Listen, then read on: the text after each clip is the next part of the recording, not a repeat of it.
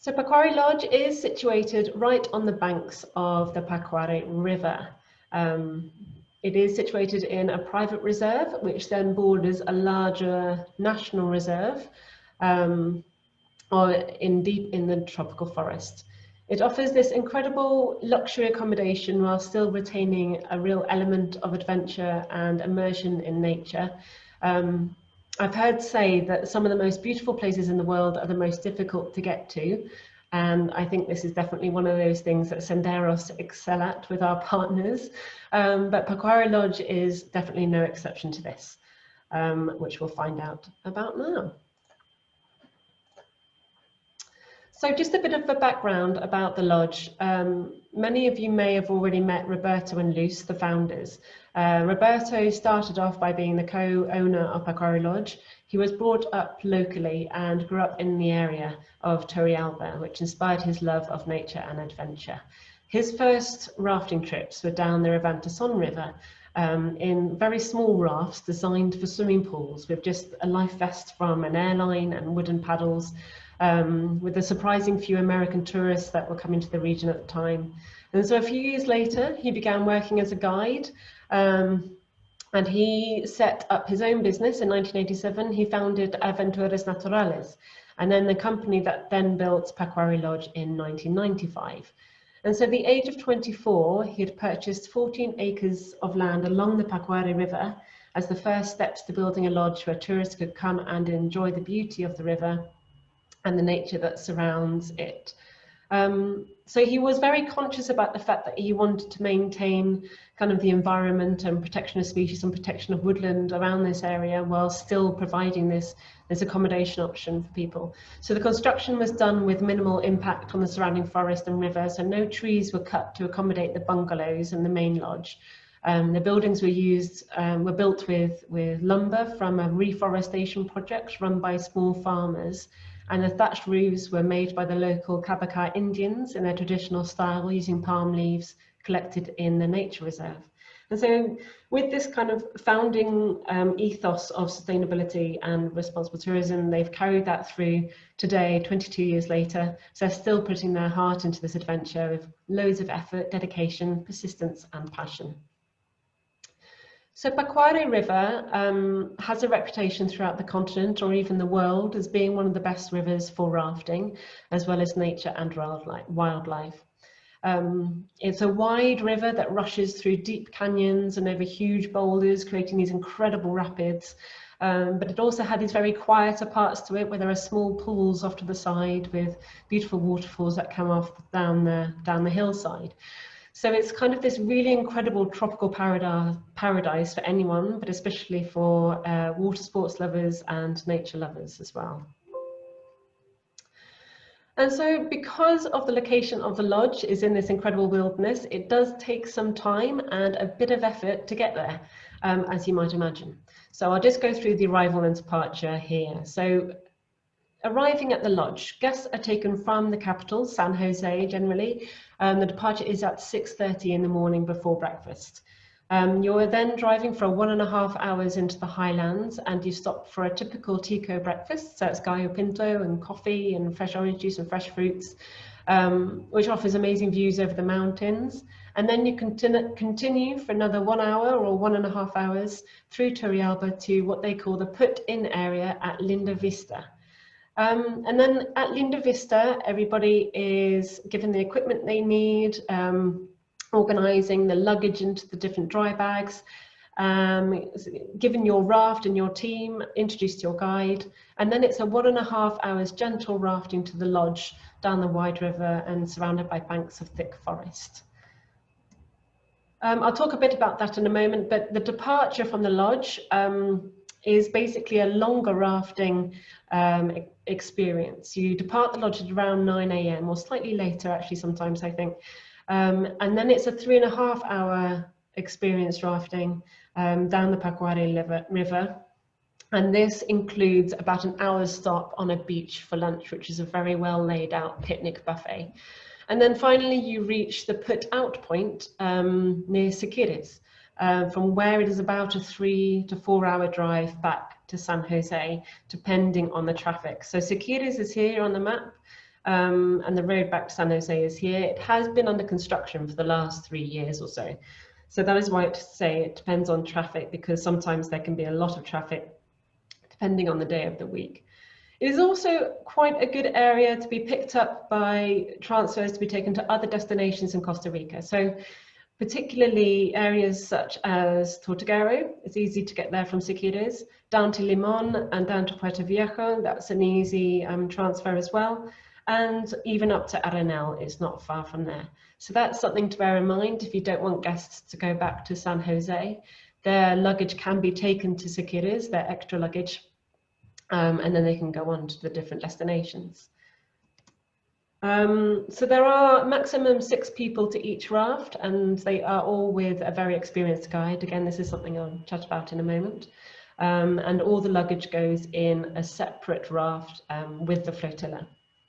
Another way of arriving to the lodge is by helicopter. The other way is by land, which I'll talk about in the next slide, which is only a 20-minute ride from San Jose. Obviously, this is at an extra cost, but it is a very quick and efficient way to arrive at the lodge. It does depend on some weather conditions, but generally the weather changes quite quickly in Costa Rica, so they should find a window to be able to do that during the day if there are storms around.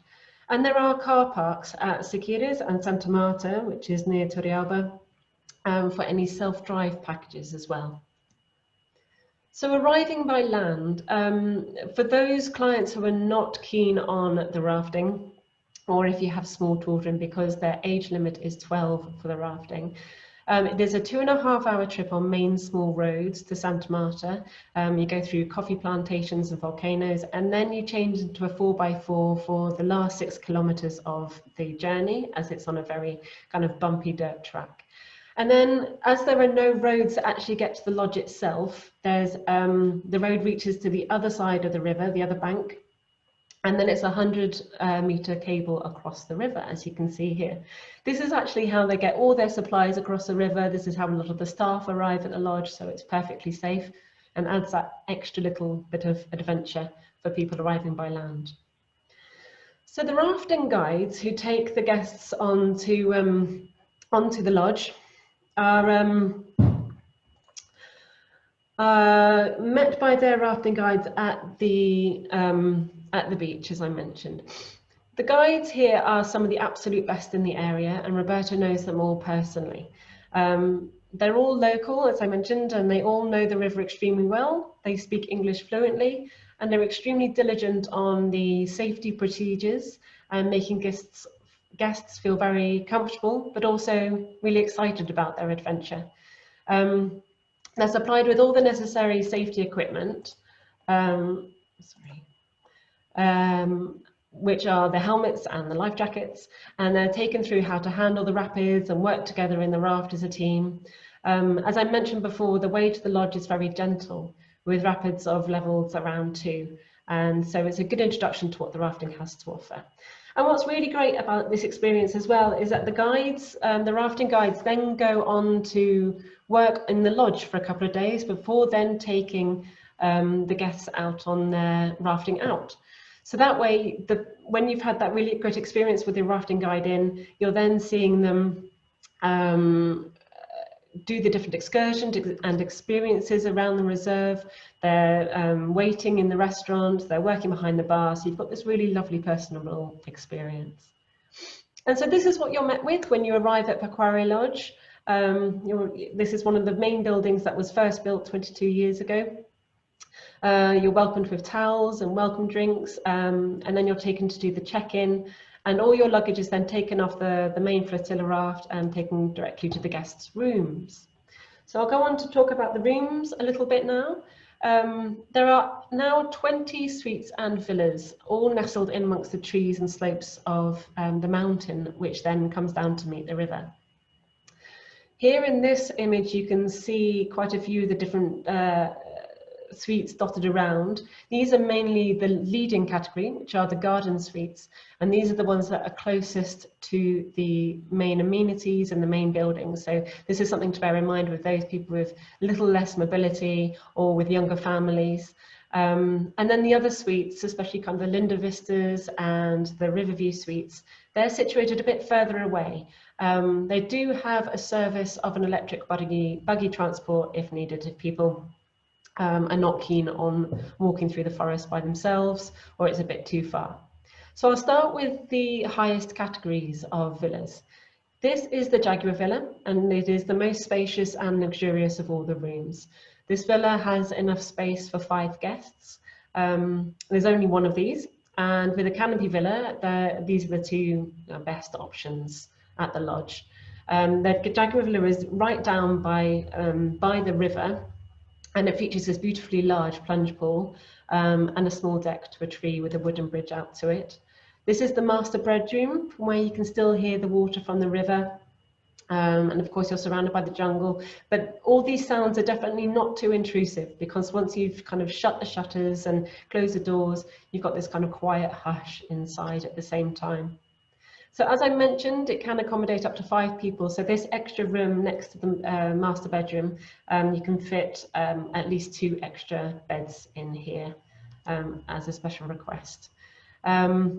This is the perspective of the little bridge going out to the deck in the tree, from where you have amazing views going upstream and downstream. Don't know if you can notice here, but this is one of the rafts in the river. And also you get this incredible view out to the bank opposite as well. And one thing that I noticed when I was staying there is that you don't only have all these birds and wildlife in the trees around you, you can also see a lot of nesting animals in the trees on the opposite bank, with kind of silhouettes of toucans flying past and monkeys in the trees. So the Canopy Villa is the next category down from the Jaguar Villa. You may already know this villa as the honeymoon suite. It was renamed and also expanded and renovated at the end of 2019, so a couple of years ago. It is quite isolated in itself, up on the hill above the property. It's got its own small driveway and pathway. It's got this beautifully large interior and hanging bridge out to a deck. This is for dining and viewing the canopy. So the refurbishments here, basically this room stopped where those sliding doors are before they started to expand it into this much larger suite. All the furnishings here and in the other suites are all made from natural materials. There's a lot of woven rugs or lampshades that are actually made by the Pacuare people who live in the villages in the reserve. Roberto and Luz have commissioned these pieces to be able to put in each of their suites, and they've done it for Pacuare, and they've also started doing it at La Rios as well. So as you can see here, the villa also has its own plunge pool, and from this perspective you can see the hanging bridge out to the platform to the tree beyond. The next category are the 7 Linda Vista suites, which are really beautifully designed with large decks, swinging chairs, living areas, and these can also accommodate extra beds and a large master bedroom and plunge pools. This is the entrance area, which then leads outside the wraparound deck. Here you can sleep another person and if requested, add another rollaway bed for a family of 4, for example.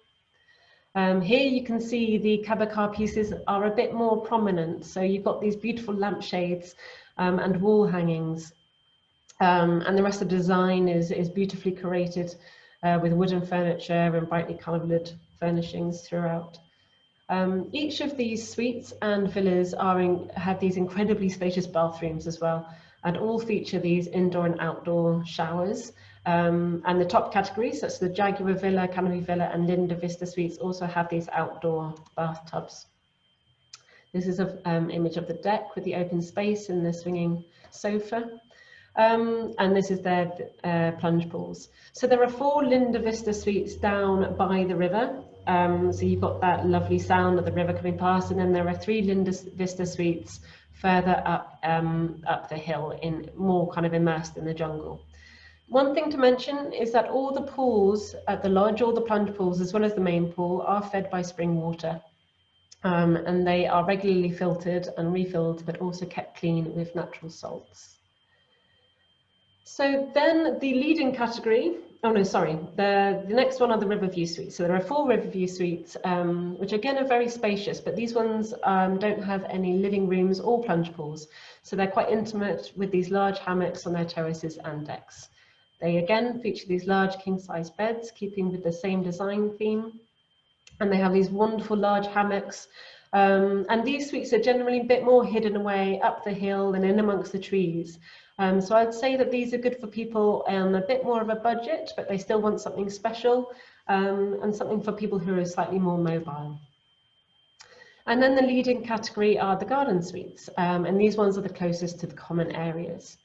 Most of these have king-size beds, but 2 of the rooms also have 2 twin queen beds. So these are suitable for older families wanting 2 rooms, for example.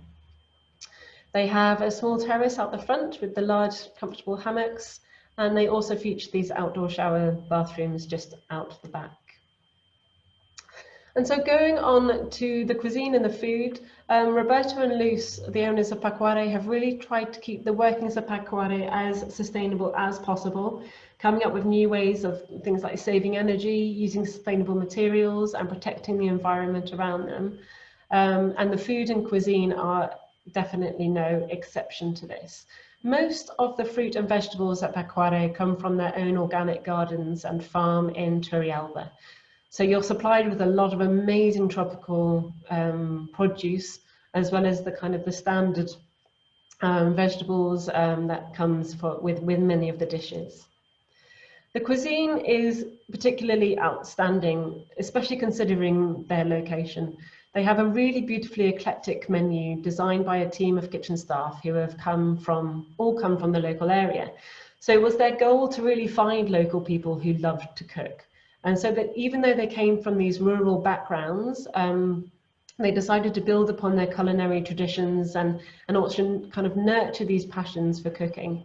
Luz and Roberto are big food enthusiasts themselves, and so they make it a priority to use fresh and quality ingredients and to do innovative things with them. So it's not uncommon to see a fusion of Costa Rican and international dishes. And their food is constantly kind of evolving to reflect the influences of other countries and cultures they visit. But it will always have this kind of like call back to the Costa Rican culinary roots. For example, you'll get this incredibly beautiful kind of seared tuna and juicy steaks, as well as some really, really fresh salads and creamy vegetable risottos. All the meals are taken in the main areas of the lodge, so the main restaurant of the lodge, but they can also be served on the decks of the suites if required. And then they also create this very special experience if guests would like a more intimate and special setting. They can set up these tables next to the river and have them there kind of with candlelight and next to the fire. They also have this incredible cellar of excellent wines from all around the world to accompany all of these amazing dishes. And now onto the experiences that the lodge can offer. The lodge is an all-inclusive concept with all meals included. There are like 8 excursions included, as well as the transfers. The only excursions which do cost extra are extra rafting and some other water sports. So they have this lovely kind of designated area for meeting for excursions, where the guides make sure that everybody is briefed fully on the different excursions they can take during their stay. All the equipment is stored here. There's an area to get changed. And it's where you're welcomed with a fresh juice when you come back from the different experiences.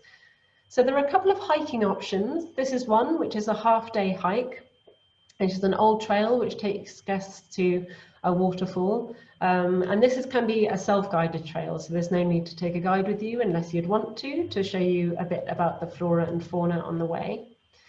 There are daily sunrise bird watching walks around the property with the resident ornithologist. And there are also nighttime walks which guests can take up into the forest looking for nocturnal wildlife. So a lot of the amphibians, the snakes, the spiders, that kind of thing. The area around the lodge itself has 150 different species of birds. And among these, among the guides is, as I mentioned, this resident ornithologist who can take guests through the identification of the birds. They all have binoculars for guests to use, and they generally always have their own telescopes as well to make sure that everybody can spot the birds that they're looking for. There's also a full-day hike up the mountain behind the property to a Capacar indigenous village. As some of you may know, Costa Rica is not necessarily one of those places that's very rich in kind of indigenous culture. But this is one place that you can get quite close to this. Many of the staff at the lodge actually come from villages like this one. And so it's quite a challenging hike, so that's something to bear in mind, which involves some quite muddy and steep paths into the forest. They do supply welly boots if guests don't have any with them, or any kind of walking boots with them, but it is incredibly worthwhile. The Pacuare indigenous people are generally very kind of quite private, quiet people, and the guides will be respectful of their space, and so their homes and communal areas are not where the guests are taken. They're rather to a separate hut, which is like a showroom where guests are shown some of the original weavings and techniques and pieces that they've been making for generations. And then this is a new experience that Pacuare launched just last year, which is a culinary experience using Pacuare ingredients and cooking methods. So guests can go and cook and eat native ingredients used by the Pacuare indigenous people. They're done with the Pacuare people, and they are generally feasts that have been created in the past when families gather together, and all the ingredients have been sustainably collected in their own reserve. So they'll learn how to prepare the food, then cook it using the different methods, and then they're served in the traditional way. And then the Paquari Lodge's own cooks are on hand to add a few finishing touches to the delicious natural produce of the rainforest. As I mentioned, there's a couple of extra excursions which cost a bit more, and this is if people want to do any extra rafting, they can go out for half a day or full day. And they also have these inflatable kayaks that you can take out with the guides as well. And then Pacuare is certainly known for its incredible canopy zip lining. So this is one thing that makes Pacuare really stand out. They have 10 lines with varying in length, and this is a 2-hour excursion after a 15-minute hike up into the forest. The guides take the guests really high up into the trees, from where you can see for miles and sit way over the canopy, over the top of the canopy. It's a really, really exhilarating experience. I've done a lot of zip lining in Costa Rica, and this is definitely up there as one of my top experiences. Each group, even if it's just a couple of people, has 2 guides to help them along this adventure with all the necessary safety equipment and procedures. And then there's also the opportunity to do waterfall repelling. And this route takes in about 5 different waterfalls, again, which kind of vary in size, getting bigger and bigger as you go down them. And they also include a Tarzan swing and a rope bridge for those who are slightly more adventurous. And then if guests are not too keen on anything, particularly active, or if they just want some time to relax, they do have this really beautiful pool in the gardens. Sometimes the temperatures here can drop to levels which require a light jacket at times. So the weather here is generally good. It's like in the mid-20s to early 30s. But the owners wanted guests to be as comfortable as possible in the water of the pool when the temperatures do drop, without using energy to heat it. So the pool is completely lined with these beautiful small blue self-heating tiles produced in Italy, which keeps the water at a constant 26 degrees. And as I mentioned, the plunge pools in this pool are fed by natural springs, filtered and kept clean with the natural salts. They've also just launched a new yoga program. So this is just in its infancy, but basically it means that guests can book into morning time yoga programs, either private or as a group. So either in their suites or in the communal area. And going on with the kind of wellness theme, the spa here offers that wind down experience that guests might be looking for. It is a really beautiful spa with lots of incredible kind of natural lotions and amenities that they use. It's got a really long menu of treatments, and the treatments are given in the privacy of your own kind of open air room facing the river, with the sounds of the jungle in the background. And then after a good 3-night stay, I'll say, you're ready to raft out again, or if you're not that adventurous, to drive out again. On one of the world's most beautiful rivers, through canyons and over really exciting rapids. So just to cover the weather a bit again, as you can imagine, it is definitely tropical, typically with temperatures ranging from between 25 to 30 degrees, but still dipping below that after dark. The peak season is December to April, which is dry season, and June to August, so our summertime, when you get a lot of families traveling to Costa Rica. And then the rainy season, which is September to November, the river levels do get higher, which makes the rafting in harder or more thrilling, depending on how you look at it. But a few questions I've had in the past is about whether the river gets particularly heavy, if there's been a really heavy downpour of rain, and what they do then. So if they are in constant communication and consultation with the guides, and so if they feel like the river is not safe, they will absolutely take that decision to not do the rafting, and they will transport their guests out by road. So these are the quick key selling points of Paquari Lodge, which I think I've gone over everything, and I will be sending to you in the follow-up. And then I want to just talk a little bit about the sustainability and conservation, because they've done some really incredible projects here at Pacuare.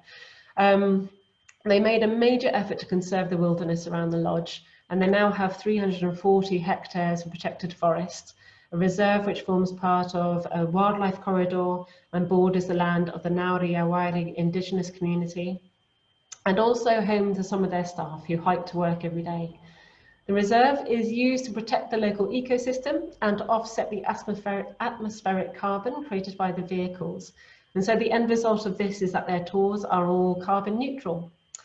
In terms of energy, the bungalows are illuminated with lanterns and candles, and what little electricity used at the lodge is clean energy generated by a turbine in the nearby stream.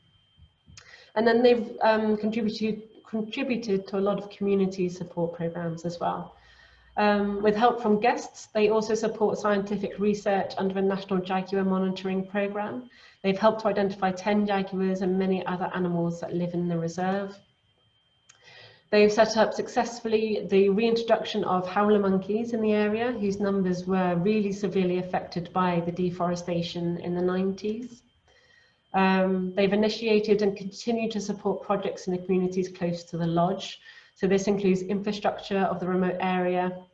They've contributed to projects to support that and to make it better. And as I mentioned, a lot of their staff comes from the surrounding area, so 95% of their staff comes from the Turrialba area. And as you may already know, there's a $25 conservation fee added to each booking. And this goes towards many different projects that I've just mentioned, and includes a lot more kind of community projects and help with the jaguar research. They have all of this information and more at the lodge. They sometimes have talks as well, particularly on the jaguar monitoring program. They've got lots of slides and lots of videos of the camera traps they have around the reserve. So this is definitely something that guests can find out more about when they're there. Okay, I think that's it on Paquari Lodge. They currently have an offer to stay for 4 nights, pay for 3. And this is valid for new bookings for stays between now and the 15th of December of this year. As Costa Rica starts to open up a bit more for tourism, from what I understand, there are a lot more kind of inquiries for Costa Rica. It's worth getting requests in early. And as I know, the American market is starting to travel here more, and availability will start to get a bit tight. So this is just a list of our partners we're currently working with across South America. And as I have mentioned before, my next presentations will be on Lapa Rios and then Casilla Papagayo, our other 2 Costa Rica partners.